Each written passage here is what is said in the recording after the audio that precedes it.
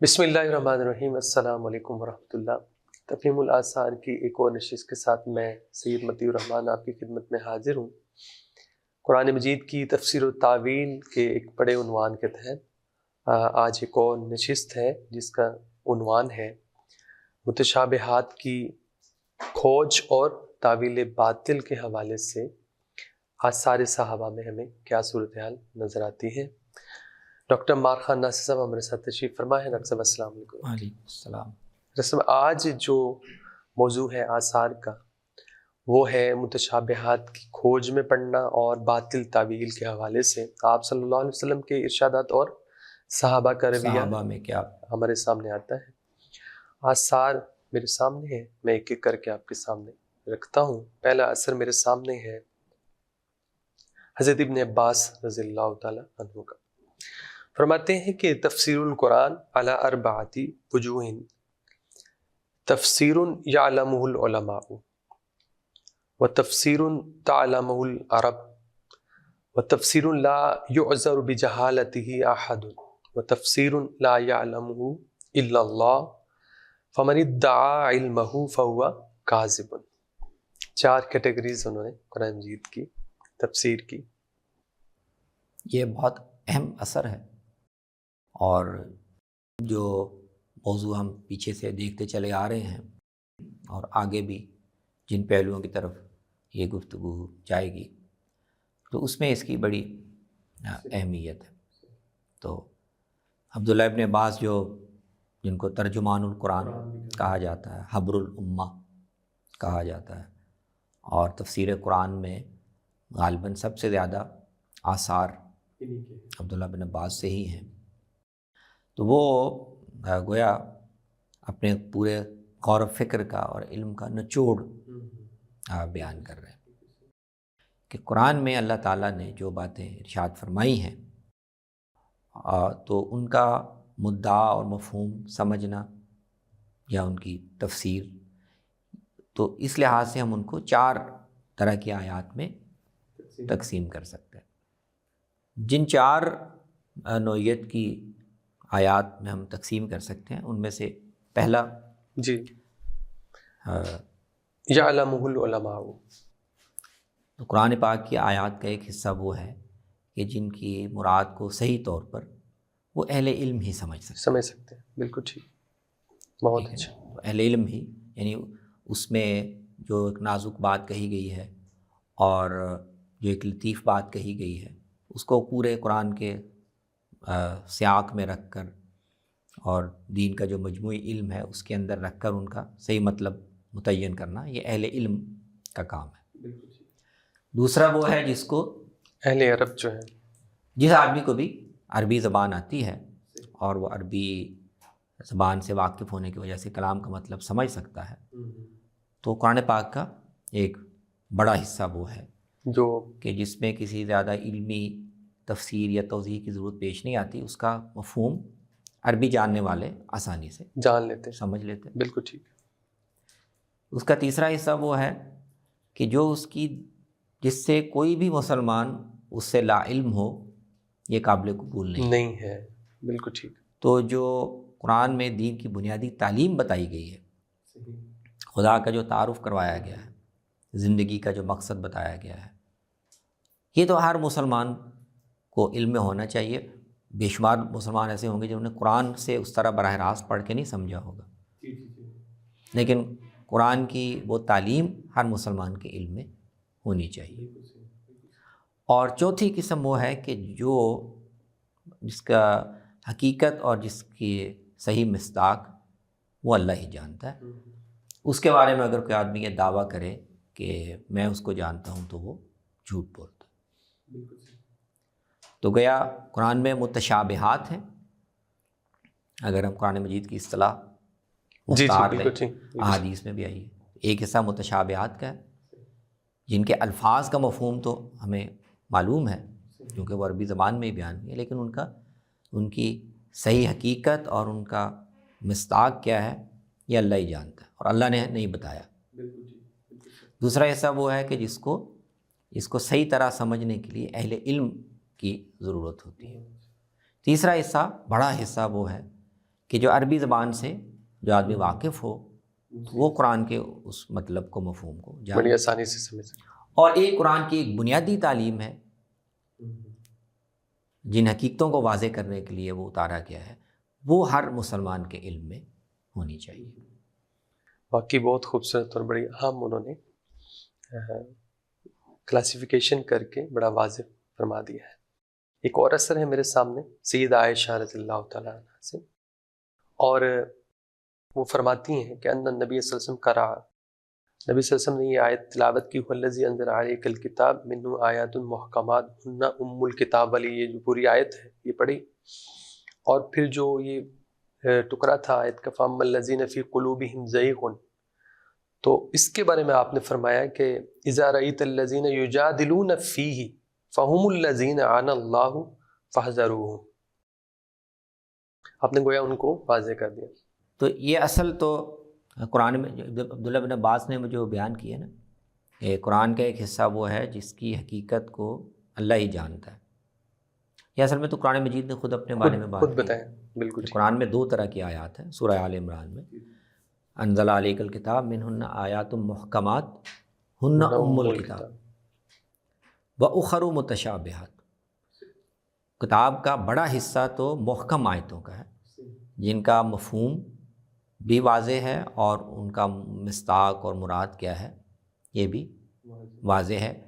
علم کی مختلف سطحیں درکار ہیں لیکن وہ انسانوں کو معلوم ہے. لیکن کچھ اس میں آیتیں متشابہات بھی ہیں، ان کی حقیقت کو ما یعلم تأویلہ، ان کا صحیح مصداق کیا ہے، ان کی حقیقت کیا ہے، یہ اللہ تعالیٰ کے سوا کوئی نہیں جانتا. لیکن اس نے کتاب میں اتاری ہیں آزمائش کے لیے، انسانوں کی آزمائش کے لیے. اس کو پر اللہ تعالیٰ نے دوسری جگہوں پر مثالوں سے واضح کیا ہے. صحیح، بالکل صحیح. تو نبی صلی اللہ علیہ وسلم اور ان کی کھوج میں پڑھنا، ان کی حقیقت جاننے کی کوشش کرنا، قرآن مجید کہتا ہے کہ یہ ایمان والوں کا اور راسخ فی العلم لوگوں کا کام نہیں ہے، جو علم کی حدود سے واقف ہیں، انسانی علم کی لمیٹیشنز کے ہیں اس سے واقف ہیں. وہ یہ کہتے ہیں آمنا بھی کل من عند ربنا، جو بھی اس کی حقیقت اور مصداق ہے ہم ایمان لاتے ہیں، کھوج میں نہیں پڑھتے. کھوج میں وہی لوگ پڑھتے ہیں جن کے دلوں میں کجی ہے. تو اس کی تفسیر نبی صلی اللہ علیہ وسلم نے فرمائی ہے سیدہ عائشہ کی اس روایت میں کہ جب تم دیکھو کہ قرآن کی جو اس نوعیت کی آیات ہیں متشابہات، وہ ان کی کھوج میں پڑے ہوئے ہیں، تو اللہ نے جب خود نشانی بتا دی ہے کہ اما الذین فی قلوبہم زیغ فیتبعون ما تشابہ منہ ابتغاء الفتنہ وابتغاء تأویلہ، دونوں محرک ہوں گے.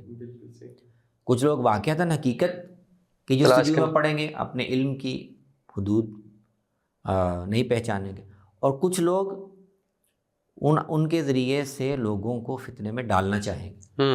یجادلون فی، تو جب تم دیکھو کہ یہ لوگ ایسا کر رہے ہیں تو تم سمجھ لو کہ یہی ہیں جن کا اللہ تعالیٰ نے قرآن میں ذکر کیا. بالکل ٹھیک، بالکل صحیح.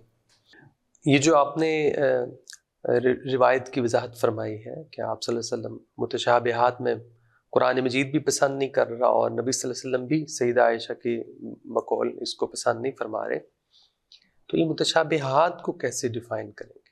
یہ کیا چیز ہے؟ اس کو ذرا یہ صحیح سوال ہے، متشابہات سے کیا مراد ہے. تو اب اس کو قرآن مجید نے بھی دوسرے مقامات پر ان کی نوعیت کو واضح کیا اور احادیث میں بھی ان کا ذکر ملتا ہے. تو مثلا یہ جو آیت ہے محکمات اور متشابہات، یہ اللہ تعالیٰ نے اب دیکھیں تو سورہ آل عمران میں ابتدا میں یہ بات بیان کی ہے، اور پھر اس کے بعد سیدنا مسیح علیہ السلام کے بارے میں نصارہ میں جو گمراہی پیدا ہوئی، ان کے بارے میں الوہیت کا عقیدہ ہوا، اس کی آگے وضاحت کی ہے. گویا یہ اس کی تمہید ہے. بالکل ٹھیک ہے. تو ایک تو اس تمہید سے یہ واضح ہوتا ہے کہ متشابہات کی نوعیت کیا ہے، کہ اللہ تعالیٰ نے حضرت مسیح علیہ السلام کو، ان کی پیدائش کو، ان کی زندگی کو، ان کی وفات کو، یعنی دنیا سے اٹھا لیے جانے کو عام انسانی ضابطوں سے اور طریقوں سے بالکل مختلف معاملہ فرمایا. بالکل ٹھیک ہے. تو اب یہ یعنی اس کی نوعیت اب ایک ہے انسان، اللہ کا بندہ ہے، دنیا میں آیا ہے، لیکن دنیا میں آنے کا جو عام طریقہ ہے وہ اختیار نہیں کیا گیا۔ بالکل ٹھیک ہے انسان، ہے اللہ کا بندہ، لیکن اس کو قدرت معجزات ظاہر کرنے کی ایسی دے دی گئی ہے کہ جو کسی انسان دوسرے کے لیے ممکن نہیں ہے۔ بالکل صحیح۔ اور دنیا سے اٹھا لیے جانے کا، یعنی دنیا سے جانے کا معاملہ بھی ویسا نہیں ہے، دنیا سے ان کو اٹھا ہی لیا گیا۔ بالکل صحیح، ہر چیز غیر معمولی، ہر چیز غیر معمولی ہے، لیکن تعلیم وہ ساتھ مسلسل اپنی زندگی میں یہی دے کر گئے ہیں کہ میں ہوں اللہ کا بندہ، ہوں انسان، اللہ کی اذن سے ہی یہ جو سب کچھ ہو رہا ہے وہ کر رہا۔ تو اب جب اس کو یہاں تک نہیں رکھا گیا اور اس کھوج میں لوگ پڑ گئے کہ نہیں، ایک بغیر باپ کے دنیا میں آنے والا ایک عام انسان کیسے ہو سکتا ہے، اور یہ جو معجزات دکھا رہا ہے، مردوں کو زندہ کر رہا ہے، شفا دے رہا ہے، مٹی کی مورتی بنا کے پھونک مارتا ہے وہ زندہ ہو جاتی ہے، یہ انسانی کام تو نہیں ہے ہو سکتے۔ تو یہیں سے اصل میں ان کے بارے میں وہ تصورات پیدا ہوئے مسیحیوں میں، جو پھر الٹیمیٹلی الوہیت کے مقام تک ان کو، کہ اصل میں تو دنیا میں خدا کا ظہور ہوا تھا انسانی شکل میں۔ تو ایک تو اس سے قرآن نے واضح کہ اللہ تعالیٰ یہ جو اس طرح کی چیزیں اپنے نبیوں کے ذریعے سے خاص طور پہ سیدنا مسیح علیہ السلام کی صورت میں رونما کرتے ہیں، تو ان کی حقیقت کو کھوج میں نہ پڑو، یہ متشابہات میں سے ہے۔ جو تعلیم پیغمبروں نے دی، اللہ کے سارے نبیوں نے، سیدنا مسیح علیہ السلام، اس پر قائم رہو۔ بالکل ٹھیک، بالکل اس تعلیم کو اگر ان متشابہات کے ذریعے سے مجروح کرو گے تو گمراہی میں پڑ جاؤ۔ تو ایک تو سورہ آل عمران میں اللہ نے واضح کر دی، دوسری جگہوں پر اللہ تعالیٰ نے سورہ بنی اسرائیل میں ذکر کیا نا، جہاں رسول اللہ صلی اللہ علیہ وسلم کو ایک غیر معمولی رویا یا ایک مناظر دکھائے گئے اسراء کے سفر میں، اور ساتھ ہی اللہ تعالیٰ نے قرآن پاک میں جگہ ذکر کیا کہ جنت میں درخت ہوں گے۔ تو اللہ تعالیٰ یہ بتاتا ہے کہ یہ دو چیزیں یہ بھی اہل کفر کے لیے ان کو آزمانے کا ایک ذریعہ بن گئی۔ بالکل ٹھیک ہے، کہ وہ کہ جنت میں، جنت جہنم تو دوزخ میں تو آگ ہے، تو آگ میں درخت کیسے ہوں گے؟ صحیح صحیح۔ اور ایک آدمی مکے میں تھا اور وہ کہہ رہا ہے کہ میں نے ایک رات میں یہ سارا سفر بھی کیا، یہ ساری چیزیں بھی دیکھ آئیں، یہ کیسے ممکن ہے؟ بالکل ٹھیک۔ تو نوعیت بھی سمجھ میں آ رہی ہے، اور لوگوں کے ذریعے وہ فتنہ کیسے بن جاتی ہے، آزمائش کیسے بن جاتی ہے، وہ بھی اس سے واضح ہو رہا ہے۔ پھر سورہ مدثر میں بھی اللہ تعالیٰ نے اس کی مثالیں بیان کی کہ جہنم پر 19 فرشتے مقرر ہیں، جی، اور اس کے بعد بھی یہی فرمایا، بالکل صحیح۔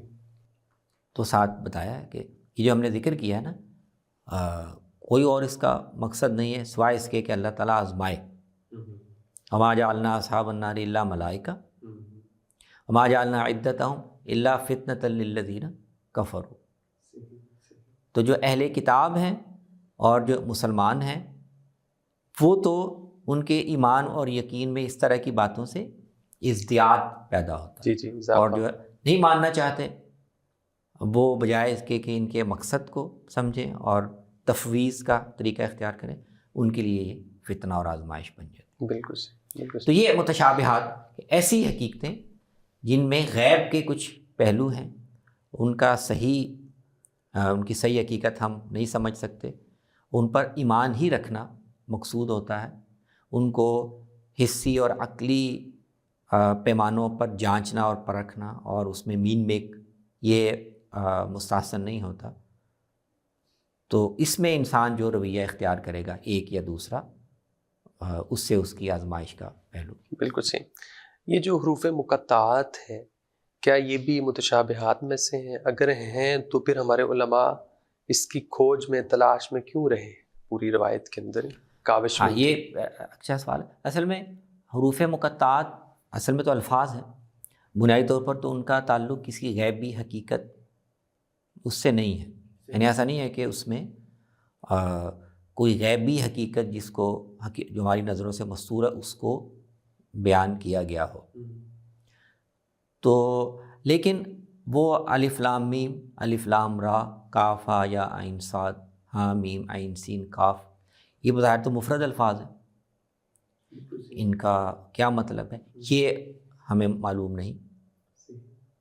تو اس سے بعض اہل علم کا رجحان اس طرف جاتا ہے کہ یہ بھی گویا متشابہات میں سے. تو ایک پہلو اس میں یہ ان کو متشابہات میں شمار کرنے کا آ سکتا ہے کہ چونکہ ان مفرد الفاظ کا معنی ہمیں معلوم نہیں، تو پھر یہ متشابہات میں سے. اللہ تعالیٰ نے وہ صورتوں کے شروع میں رکھ تو دیے ہیں، لیکن ان کا جو بھی کوئی معنی یا مراد ہے اس تک ہمیں رسائی نہیں دی. بالکل صحیح. تو بس جو بھی ان کا مراد ہے یا مطلب ہے اس پر ایمان لانا کافی ہے. تو ایک اہل علم کا ایک رجحان اس طرف.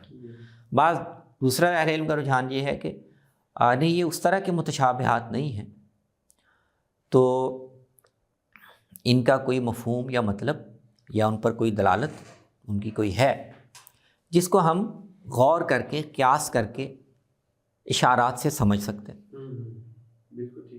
تو یہ گویا یہ اس دائرے میں آتی ہے کہ لا یعلمہ الا العلماء، علماء جان سکتے ہیں. تو ایک رجحان یہ ہے. تو عبداللہ بن عباس جی ان کی بالکل قول ملتے ہیں، وہ ان کو متشابہات میں نہیں شمار کرتے، وہ ان کی ایک استنباط کر کے ان کا مصداق طے کرنے کی کوشش کرتے ہیں. ہمارے دور میں آپ دیکھیں تو مثلا مولانا فراہی نے اسی رجحان کے تحت کچھ اور ایک اور طریقہ اختیار کیا. جی جی. یہ ان الفاظ کے مفرد الفاظ کے بھی ایک مدلول ہوا کرتا تھا قرآن مجید کی معاصر یا اس سے پہلے کی زبانوں کے اندر، اور مفہوم شاید اس وقت تک معلوم تھا لوگوں کو، لیکن ان کا نقطہ نظر یا رجحان یہ ہے کہ بنیادی طور پر یہ صورتوں کے نام کے طور پر یہ رکھا گیا ہے. یعنی الف لام میم کا مطلب حاذی الف لام میم، یہ سورہ الف لام میم ہے. سورہ نون والقلم تو یہ سورہ نون ہے. کہتے ہیں کہ بظاہر تو وہ نام رکھے گئے ہیں، اور اس لحاظ سے نام جب رکھ دیا جائے کسی چیز کا تو اس کے مدلول یا مفہوم زیادہ بنیادی طور پر اہم نہیں ہے.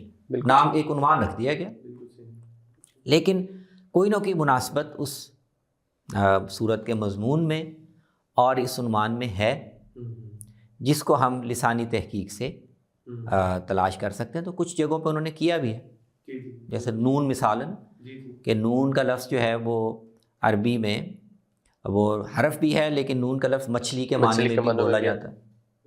تو سورہ نون میں مچھلی والے پیغمبر کا ذکر بھی ہے، تو ایک مناسبت سمجھ میں آ گئی. اس طرح ایک زیادہ نمایاں مثال ان کے ہاں انہوں نے بیان کی کہ طا جو ہے یہ عبرانی میں اس کے لکھنے کی جو شکل ہے وہ سانپ سے ملتی ہے. تو اب جن جن صورتوں میں بھی طٰہٰ، طاسین، طاسیم میم ذکر ہے، ہمیں ان سب صورتوں میں سیدنا موسیٰ علیہ السلام کے وہ سانپ دکھانے کا معجزے کا ذکر ملتا ہے. تو اس سے ایک قیاس کیا جا سکتا ہے کہ باقی جو صورتیں ہیں ان کے بھی ان مفرد الفاظ کے کچھ مفاہیم ہوں گے جن کی صورت کے مضمون کے ساتھ مناسبت ہے. تو یہ دونوں تینوں رجحان اہل علم میں ہیں. بالکل صحیح. بڑی خوبصورت وضاحت آپ نے فرمائی ہے. ایک روایت ہے عبداللہ بن مسعود رضی اللہ تعالیٰ عنہ سے کہ ان للقرآن منارا کمنار الطریق فما عرفتم منہ فتمسکوا بہ وما یشبہ علیکم او قال شبہ علیکم فکلوہ الی عالمہ. جی جی، یہ بہت انہوں نے عام لوگوں کے لیے بہت درست رہنمائی کی. بنیادی طور پر تو عبداللہ بن عباس نے جو بات ارشاد فرمائی وہی ہے کہ قرآن میں جو باتیں بیان ہوئی ہیں ان کے مختلف مراتب ہیں، ان کے مختلف مدارج ہیں. ایک قرآن کی بنیادی تعلیم ہے، وہ تو بالکل واضح ہے. قرآن خود بھی اس کی طرف بار بار رہنمائی کرتا ہے، بار بار اللہ نے ان کو ان کا تکرار کر کے، اعادہ کر کے، مختلف اسالیب سے اس کو بیان کر کے اس کو اتنا کھول دیا ہے کہ اس میں پھر کوئی تردد یا کوئی اشتباہ پیدا نہیں ہوتی. اسی کو وہ عبداللہ بن عباس کہہ رہے ہیں کہ قرآن مجید میں بہت سی تعلیمات ہیں جو منار کی طرح، اتنی واضح، جیسے راستے میں نظر آئے تو ایک اونچا مینار ہو جو راستے لوگوں کی، مسافروں کی رہنمائی کر رہا ہو روشنی سے، تو وہ تو منار ہیں، ان کے بارے میں تو کوئی اشتباہ ہو نہیں سکتا. تو ان کو تو رہنمائی ان سے لو، یعنی اپنے آپ کو وابستہ ان سے رکھو. جیسے آپ گویا راستے میں جا رہے ہیں اور جگہ جگہ منار لگے ہوئے ہیں، تو آپ کو راستہ تلاش کرنے کے لیے اپنی بیٹریاں لگانے کی یا ٹارچ لانے کی ضرورت نہیں ہے. آپ راہ راست پہ رہیں تو ان مناروں کو آپ دیکھتے جائیں تو آپ جادہ مستقیم پہ رہیں گے. تو ان کو پکڑے رکھو. اور اس میں بہت سی باتیں ہیں جو تمہیں پوری طرح واضح نہیں ہوں گی. یہ وہ ہیں جن کے بارے میں عبداللہ بن عباس کہہ رہے ہیں کہ ان کو اہل علم جانتے ہیں، یا ایسی چیزیں جن کی تفسیر میں اہل علم کی مدد کی ضرورت ہوتی ہے. تو اس میں عام پڑھنے والا وہ خود اس کی درپے نہ ہو، فقیلوہ الی عالم.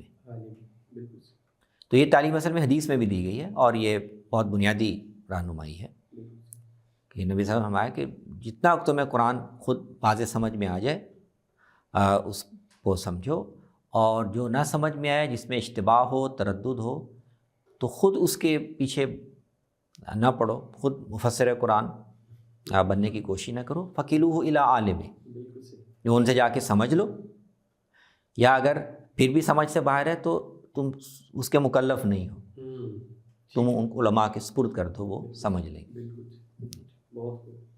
بڑی خوبصورت گفتگو آج کی رہی، اور بڑا اہم موضوع تھا متشابہات اور باطل تعویل کے حوالے سے.